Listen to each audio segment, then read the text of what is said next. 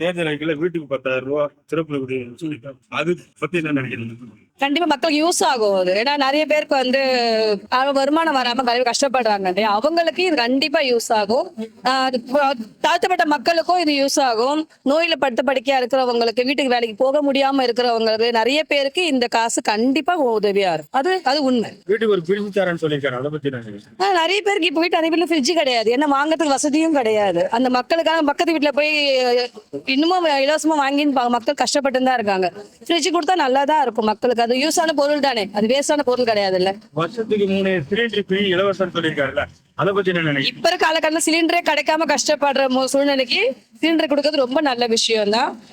இன்னமும் அடுப்புல சமைச்சு சாப்பிடறோம்னு பார்த்து தான் இருக்கிறோம். நம்ம சிலிண்டர் கொடுக்கறது அவங்களுக்கும் யூஸ்ஃபுல்லா தானே இருக்கும்.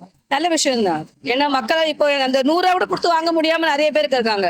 ஒரு 30 ரூபாய்க்கு என்ன வாங்க முடியாம நிறைய பேர் கஷ்டப்படுறவங்க இருக்காங்க. ஆனா தொழிலுக்கு கூலி வாங்கி போறவங்கள அவங்களுக்கு பொருள் வாங்க முடியாம நிறைய பேர் இருக்காங்க.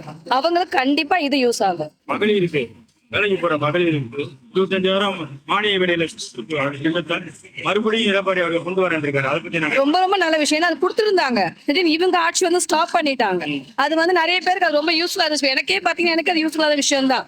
இப்ப என்னால வாங்க முடியல. இது திரும்பி அது வந்ததுன்னா கண்டிப்பா எங்களுக்கான ஆளுங்கலாம் நாங்க இன்னும் பஸ் தான் போயிட்டு இருக்கோம். அது எங்களுக்கு யூஸ் ஆகும் கண்டிப்பா. இப்ப வந்து முன்பணம் 25,000 கட்டி நாங்க வாங்குறோம்னு வச்சுக்கோங்களேன். இப்போ ஒரு ஸ்கூட்டி ரேட் 1 லேக்னு வச்சுக்கோங்க. எங்களால ஒரு முன்பணம் 25,000 கட்ட முடியாது. இப்போ மானியத்துல 20% லெஸ் பண்றாருன்னா மாசம் மாசம் கொஞ்சம் கட்டி எங்களால வாங்க முடியும்ல. எங்க ஒரு பெண்களுக்கான ஒரு சுய மரியாதையே வந்து என் சொந்த கால என்னால வண்டி ஓட்டி என்னால நான் இப்ப நடந்து போய் ஒரு வீட்டு வேலை செய்யறேன்னா வண்டி தான் நான் நாளைக்கு வேலை செய்வேன்ல. கண்டிப்பா தைரியம் வந்துரும்ல, என்னாலும் தைரியம் வரும்ல. வரப்போது எடப்பாடி அவர்களுக்கு நீங்க வந்து ஆதரவு கண்டிப்பா ஃபுல் சப்போர்ட் கொடுப்போம். நல்லாட்சினா எடப்பாடியார் தான். வாக்களிப்பீர் இரட்டை இலைக்கே.